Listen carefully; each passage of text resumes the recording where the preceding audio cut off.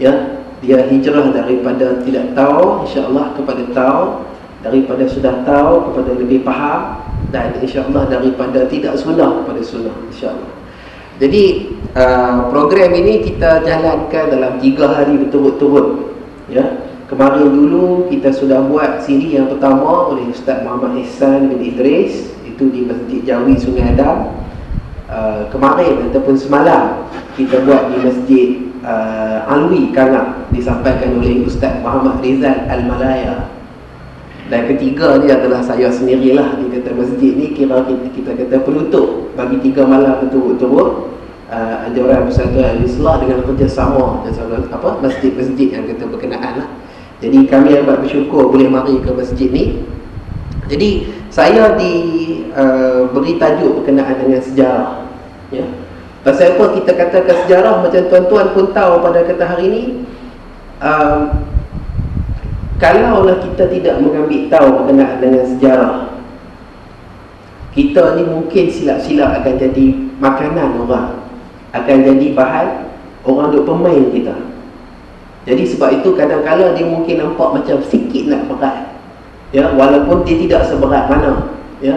Tapi insya-Allah pada malam ni saya akan cuba mudahkan semudah-mudah yang mana dapat untuk tuan-tuan dan perempuan, adik-adik, kakak-kakak dapat faham sama-sama, ya. Kita kata insya-Allah. Pertama sekali kita sebut apakah yang dikatakan Ashura, ya. Ashura mari daripada perkataan Asyarah, berarti hari 10 Muharram, di mana kita ahli sunnah dituntut untuk berpuasa, ya, sebagai ittiba', sebagai menurut sunnah Rasulullah SAW. Saya ingat kita kata kemarin tu, orang yang mampu, orang yang ada kemampuan, orang yang tak mahu lepas daripada kelebihan mengikut sunnah ni, kemarin pakat puasa dah, ya.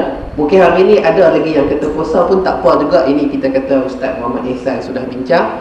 Walau bagaimanapun Syiah menjadikan Ashura sebagai hari berkabung, hari meratap, hari sedih bagi memperingati Husain bin Ali radhiyallahu anhu, ya. Dia adalah cucu Nabi Muhammad sallallahu alaihi wasallam, yang juga merupakan anak kepada Fatimah yang menikah dengan Ali bin Abi Talib, ya. Jadi hari ni kita nak cerita pasal Ashura saja. Pasal benda-benda lain kita mungkin pada masa yang lain, ya, walaupun dia ada kaitan juga. Baik, apabila Syiah ini meratap dan bersedih-sedih dan buat macam-macam perkara yang sedih bagi kita mereka di seluruh dunia, di mana yang ada mereka itu, sama ada di Iran, sama ada di Iraq, sama ada di Bahrain, di India, di Pakistan, dan termasuk juga dalam kata negara kita di Malaysia dan sebagainya. Apa yang sebenarnya berlaku pada hari itu?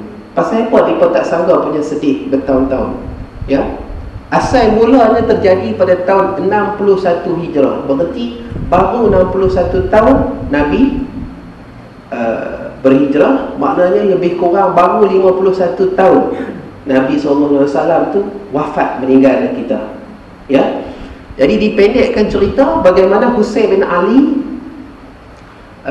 dengan kaum keluarganya yang laki-laki dan dengan sahabat-sahabatnya lebih kurang 72 orang telah dibunuh dengan kejam di sebuah padang pasir bernama Karbala di Iraq, ya, di Iraq pada hari ini.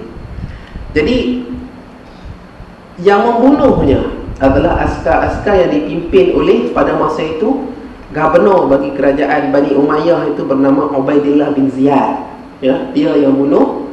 Selepas dia kata bunuh, maka disuruh oleh dia supaya dipenggal, dipancung kepala Husain itu, dibawa ke dalam talam, ya, kemudian dihadapkan pada dia. Lepas itu pula, tapi riwayat-riwayat ini dikatakan riwayat-riwayat Syiah. Dia ambil pula pedang dan dia cuba dia duk rojoh gigi taring. Orang kata kepala Husain tu dia dah mati dah. Kepala tu dia duk rojoh di gigi taring dia tu.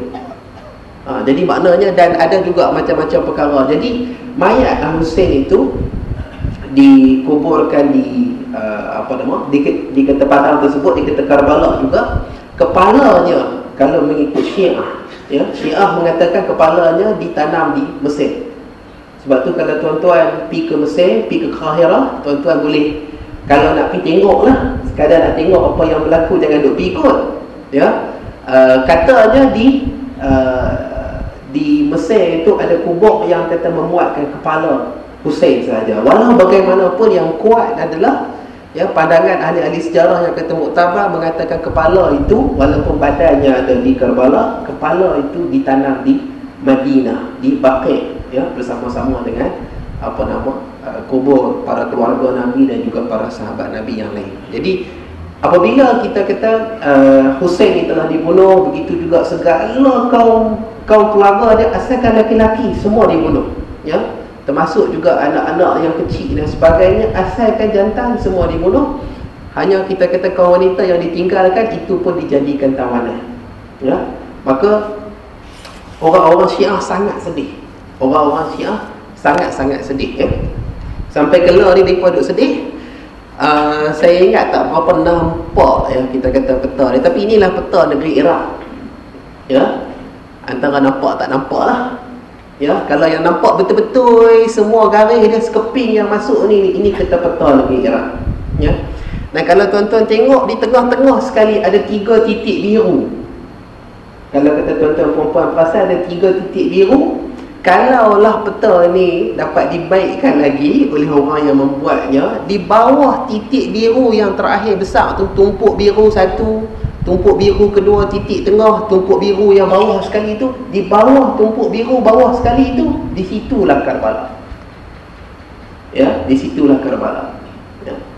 Jadi walaupun Karbala ni dia dekat dengan tempat yang ada ayak, dekat dengan tempat macam kita kata wadi yang besar, apa yang berlaku adalah salah satu cara dikatakan Hussein itu dilemahkan adalah mereka tidak dibenarkan hampir kepada sumber-sumber ayak. Jadi maknanya disuruh lawan pun dalam keadaan pakat kering, tak ada ayak lah. Jadi kita kata ini apa yang dikatakan oleh Syiah. Okey, ekoran peristiwa ini apa yang dibuat oleh Syiah? Maka pertama sekali dia menjadikan mahkam ataupun kubur Sayyidina Hussein bin Ali radhiyallahu anhu sebagai Mashhad Al-Husain, sebagai tempat berziarah tahunan pada tiap-tiap hari Ashura. Menurut Syiah seolah-olah macam satu haji yang tidak kecil juga, satu haji yang besar juga. Bagi orang-orang Syiah kalau ada duit, setengah-setengahnya tidak mengutamakan nak pergi ke Mekah, nak pergi ke Madinah, malah ramai yang kata mengutamakan pergi ke Karbala dahulu, pergi ke Karbala dahulu. Bagi Syiah yang tidak berpeluang pergi ke sana, mereka akan berkabung untuk meratap kematian Hussein dan melahirkan perasaan benci kepada golongan yang membunuhnya dan juga memusuhinya. Ini antara perkara yang berlaku.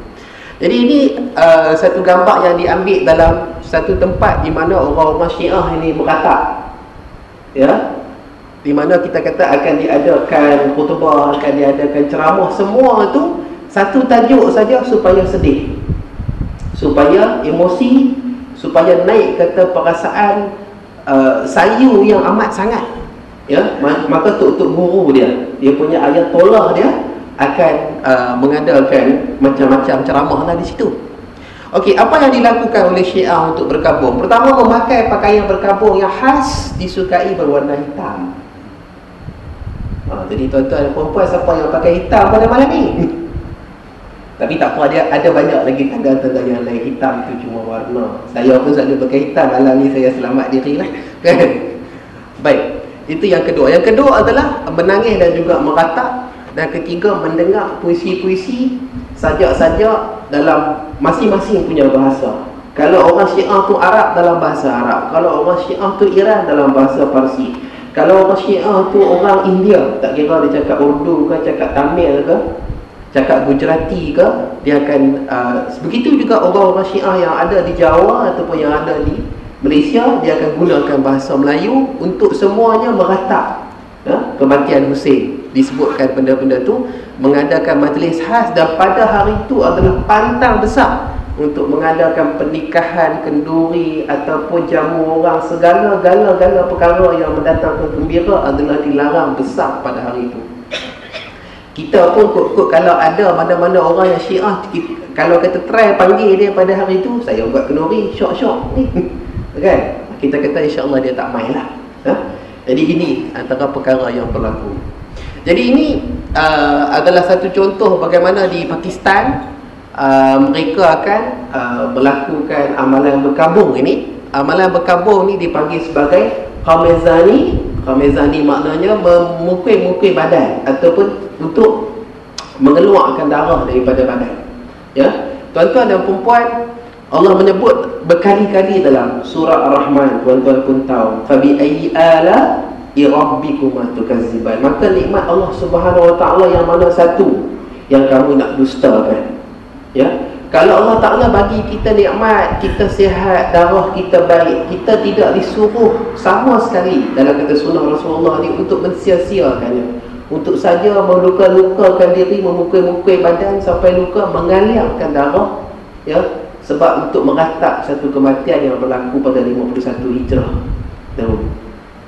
Ya, berbeza dengan Syiah, maka mereka usaha untuk buat perkara-perkara macam ni sebab bagi dia i'tiqad dia ini adalah satu bentuk ibadat kepada Allah Subhanahu Wa Taala, berpahala, dan kita kata akan ada ganjaran yang besar.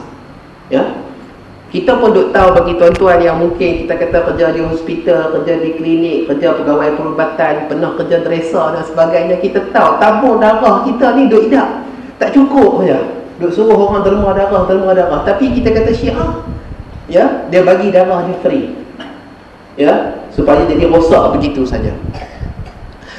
Okey, kemudian membina tempat dengan binaan khusus bagi acara berkabung ni, dia tak buat.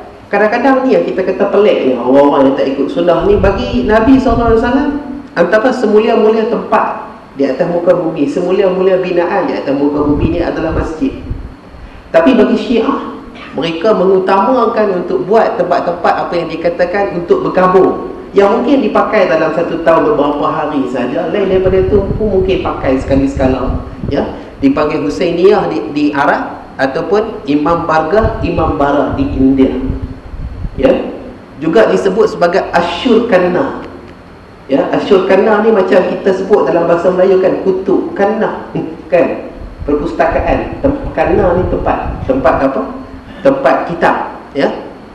Kemudian melaungkan ya Husain, ya Husain. Kalau orang tu nama Husain tak apalah kan, tapi kita kata saja-saja sebagai zikir dia, ya Husain, ya Husain, ya Husain.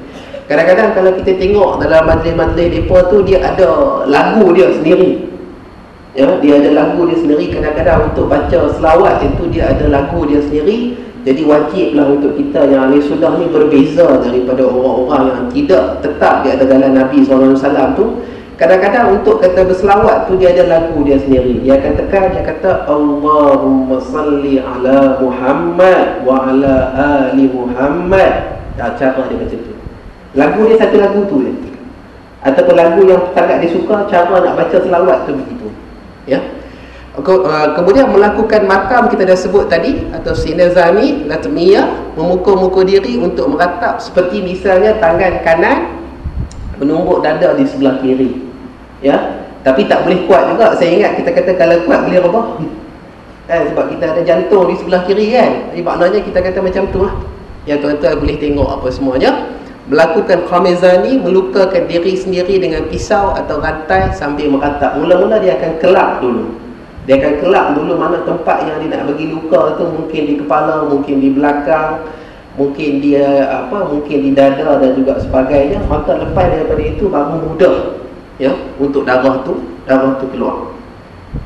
Ini antara alat dia lah, dipanggil sebagai zanjir, ya.